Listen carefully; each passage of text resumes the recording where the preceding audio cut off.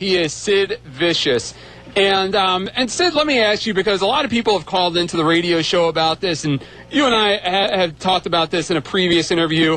And keeping in mind that I'm on radio, so if you can kind of censor your answer, because I know you might get a little fired up asking this. Sure. But what are your thoughts when you first heard about the comments that Ric Flair made about you on the Horseman DVD? Well, I told you before, and maybe this word, the one thing I told you, I said I didn't hear it. I've just heard it from you and other people. For the guy who, through the moment I met him to the last time I saw him, was always real respectful to me, was a really nice person and things like that. Only thing I can say would be this, and I explained it to you. Yeah.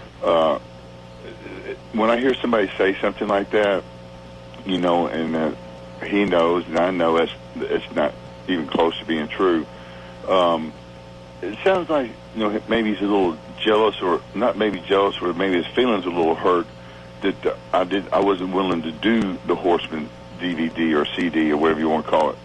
And I told you, and I'll tell everybody now, and I told the company at the time when they called and asked me to do it, that I had plans, and still do, if things were to work out, to come back up there and have a nice run. Yeah. Of course, I'll give you, like last night, I was doing this little spot show, and I had all these little bitty things, thrown into the match through the night, and just like one little thing at a time, like, I wanted one guy to run in, defeat a heel, and then, et cetera, et cetera. Yeah. And at first they just said, man, that didn't sound like a whole lot too much to it. But then after we got it all put together, in this little place we was at, and they've been there in existence now for over 10 years, it was one of the most exciting matches that place has seen in 10 years. And that's what I'm trying to get to here, is that even though that DVD, that Horseman thing, doesn't seem like that big of a deal, but if no one knows what what some of the ideas I have, and then we don't know what the ideas that the company might have, and to expose me before I come back, and something, and I'm not downplaying anything, but something so, insignificant as a Horseman DVD. We know why they're coming up with those, the AWA DVDs and all these others. It's just they're just trying to find something to make some money on. Yeah. If they really thought the Horseman thing was any good, they'd be doing it on TV. Good point.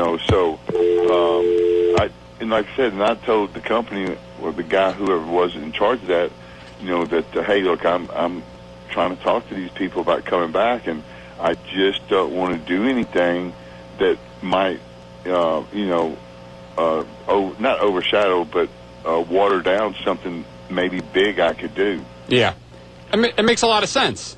And what it does, too, and just, and I've been lucky, and I'm sure if I get a chance to come back, it will be, and I've always been in good position. So if you're going to be in a good position, and too, I don't have to say this, but just me coming back to the business over this injury, this is an injury no one else would have probably ever come back from, that itself is going to be a big statement. Yeah. Just that alone.